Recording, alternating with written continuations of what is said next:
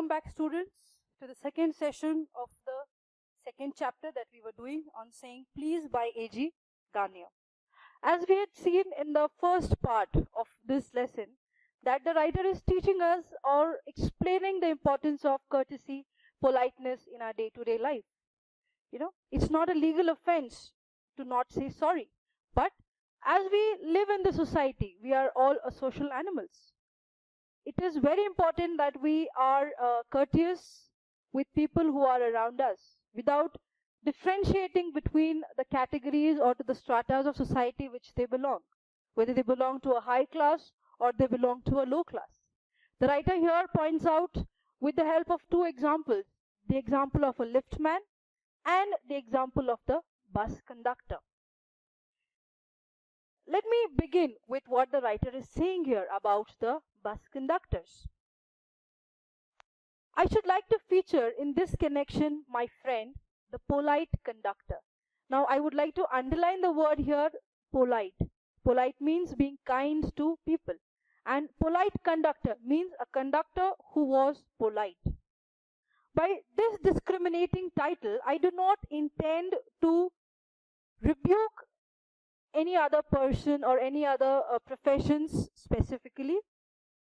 On the other hand, he is just sharing or narrating experience that he personally had with this conductor. Usually we come across conductors who are rude, and because of the amount of pressure they have, collecting the currencies, distributing tickets, giving them proper seats, and even the passengers who don't get a seat tend to grumble at the conductor because they cannot go and talk to the driver. Usually we have our one-to-one conversation with the conductor. This polite conductor, or this person specifically whom the writer is talking about, the writer has very good experience with this conductor. As I told you in the last part, one fine day when he was traveling from one place to the other, and he was searching for his pockets to give the currency for his traveling fare. And to his shock, he was utterly shocked when he found that he did not carry his wallet. And he did not have enough money to give the conductor. So at that time, he just looked at the conductor and said, I don't have money. I don't have the traveling fare. What to do? So the conductor smiled at him and very pleasantly said, it's okay. It's okay. You needn't get off. Get off means you need not get down from the bus. You can be seated here. I will pay for your bus fare. What a polite answer it is. Isn't it, dear friends? Do we really, did we ever think that this will happen with you and I? Let's not try that. If we don't have money, we will not be allowed to travel. But this conductor who knew the writer, maybe he was a frequent traveler, he said that I will pay for you. The writer was shocked and he was very happy. So he asked him, when can I pay you back? When can I return this money of the ticket? He said, it's okay. Whenever the next time you meet me, you can return that money to me. What a good gesture it is, my dear friends. We also come in a position sometimes that we can lend a penny or two to our friends who are in need. But we always think whether we will get it in return or no. Whether the money or any kind of help that we give to someone, will that help be returned? Most of the time before giving, we think so many times. But this bus conductor, who meets hundreds of people every day, he meets a number of passengers. How confident he was that he was ready to let go the penny that he shelled from his own pocket for the writer. The writer was taken aback and he was very happy that even this kind of people exist in today's society. So, after this incident, he searched the corners of his pocket and he found the penny that he was searching, and he squared. He squared means he settled the amount with the conductor. But this incident left a lifetime mark on the memory of the writer. Though he did not take the favor was returned then and there because the writer found out money in the corner of his coat and he settled the amount then and there. But there was a very deep impact in the mind of the writer. We tend to meet such people in our day-to-day lives who leave such impressions, who leave such marks in our lives. Not necessary that this, what to say, this inspiration comes from, someone very big, someone very great. Sometimes these inspiration lies, in humble things that are there around us. You just need to have the right eye. It's just the good things that you have to take from the surrounding, the nature that keeps teaching us so many days. A few days later, this was the first incident. As he keeps traveling, sometime later, he was traveling in the same bus and he was busy reading his newspaper. Now, most of the time, when you are traveling every day to work, people tend to, be busy in the mobile phones. People read some journals, some newspapers, some editorials, some magazines. So, writer was also busy, engrossed in reading something, and someone just stepped on his toe. How embarrassing and how hurtful it is. You all know very well. Even in house, if your toe gets hurt, you know that feeling. You cannot even scream, but you know the pain deep down. That little toe on your feet, we hardly notice that, but when it gets hurt, you can understand the pain that you feel. So someone just stepped on the writer's toe and he was very furious. He was very angry. And he was reading and then he just looked up. And to his astonishment, there was this conductor who smiled at him. And immediately, without the writer uttering a word, this conductor apologized. He immediately said, "Sir, I'm very sorry. I know I'm wearing heavy boots because every day there are hundreds of passengers who trample my foot and I cannot tell anything to them. That is the reason I wear such heavy boots." And looking at the bus conductor, the writer forgot the pain instantly. Not the reason that he has some favor for him, but his nature, his behavior. In our day-to-day life, we hesitate to apologize. Even if we are wrong, we don't say sorry. We always expect the second person. We expect our counterpart to say sorry. People are ashamed to apologize. But if you want to live a smooth life, if you want to have a smooth interaction with people in your life, with your family members, with your friends, with your colleagues, and people around you, be the first one to apologize. It's a good thing because sometimes, maybe you are not wrong. Maybe the person, someone who is wrong, he is hurt. He has some scars down his heart, and because of that, he is behaving in such indifferent manner. Apologizing does not make you small. It's just that you value that relation more important than that argument. So be the first one to apologize. That is also a part of etiquette, as you can see. Not only saying please, but also saying sorry is a part of etiquette. Many a times you disobey your parents, you hurt your elder siblings. Do you have the guts to say sorry? Your mother forgives you. Mother forgives everyone. But it should be a part, you should make it a point to apologize when you are wrong. Especially when you remember, when you retrospect yourself and you realize you've made a mistake, be the first to apologize. You also will have a good relation. Your relation will become much stronger than it was before. So, "Sorry, sir," the conductor said. "I know these are heavy boots.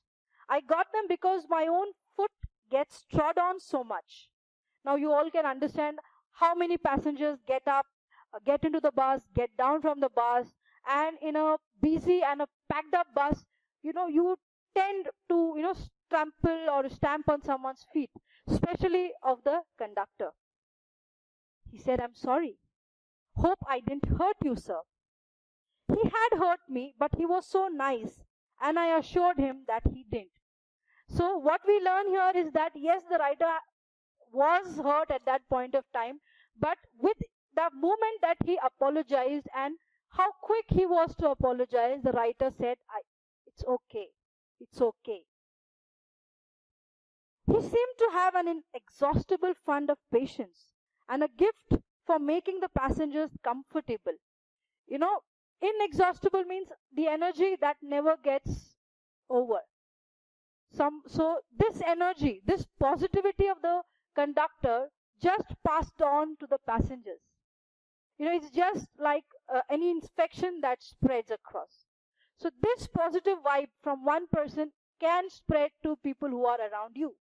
If you are good with one person, that person goes into the society and makes people whom he meets, he passes on the same happiness and joys to other.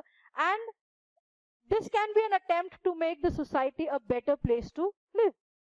Already the world is full of hatred, jealousy, people have bad feelings about each other, people comment about each other, and there are a lot of negative things that are there in the society. So why not we make a small attempt like this bus conductor to make the world living worth? Okay, most of the time we think, what can I do, what can one person do? But your effort can make a slight change in the society that you exist, because it's rightly said, change begins from home. So if you change yourself, you change your attitude, you start using these etiquettes, you know what has to be said, but you don't say it. That's the difference. The difference between knowing and the difference between doing. The person who is humble, the person who is first to apologize, the person who is first to show gratitude is not the person who is weak, but that person, he values the people in the society much more than any other thing. So A.J. Garnier has very rightly pointed out here the wonderful behavior of this bus conductor. If he had a blind man on board, it was not enough to set him down safely on a pavement. He would call to Bill in front and wait while he took him across the road or around the corner, or otherwise take him to a safe place on the road. You find this behavior very less. The work of the bus conductor is just to take them in and just to drop them at their destination. But if he came across any disabled person, especially if he would be blind or any other disability in him, he would make a point that someone drops him down and someone even crosses the road for them. It's difficult for these people to do some things on their own. What struck me particularly was the ease with which he got through the work. If bad manners are infectious, so also good manners are. If we encounter incivility, most of us are apt to become uncivil. If someone treats me badly, if someone insults me, most of the time I am going to deal with him in the same way that he has dealt with me. We give back an eye for an eye. This is what the world goes through the principle. If someone has insulted me, why should I take it? I will give it back to him. That means uncivility promotes uncivility. If someone is rude with me, I will carry on, that my entire day would be spoiled, and I would go ahead and doing the same thing, treating people in the same way I was treated. So rightly the writer has said, even good manners are infectious. If you happen to spread happiness in someone's life, that will be carried forward to the numerous people that the person meets. It is with manners as with the weathers. Nothing clears up my spirit like a fine day, quoted by Keats. And a cheerful person descends on even the gloomiest of us with something of benediction of a fine day. And so always a fine weather on the polite bus conductors and his own civility. This is what is the charm or the best thing about the bus conductor. Even how much ever gloomy you feel, how much sad or upset you feel, when you meet such people who have a pleasant character, who have such wonderful aura in their personality, you tend to forget your pain. The pain that you are that is going on in your mind, the frustration that is there in your mind, the sadness, the sorrow, it cannot be reduced. But when you meet such people in your life, that positivity, that charm on their personality helps us to forget whatever we are going through. That is the you can say the best part of being a a well-mannered, a well-etiquette, and a humble-hearted person.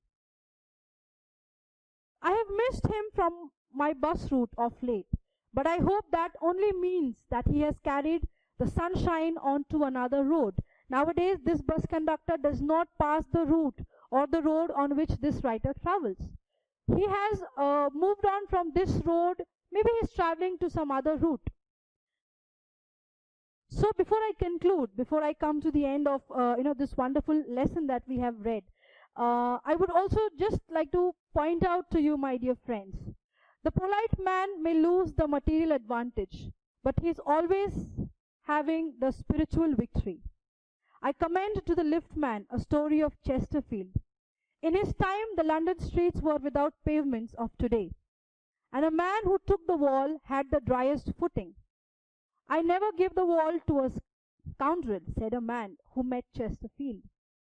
One day in a street I will always do so, said Chesterfield, stepping with a bow into the road, and hoping that we take a good message from the bus conductor and not from the liftman. We come to the end of this lesson on saying please.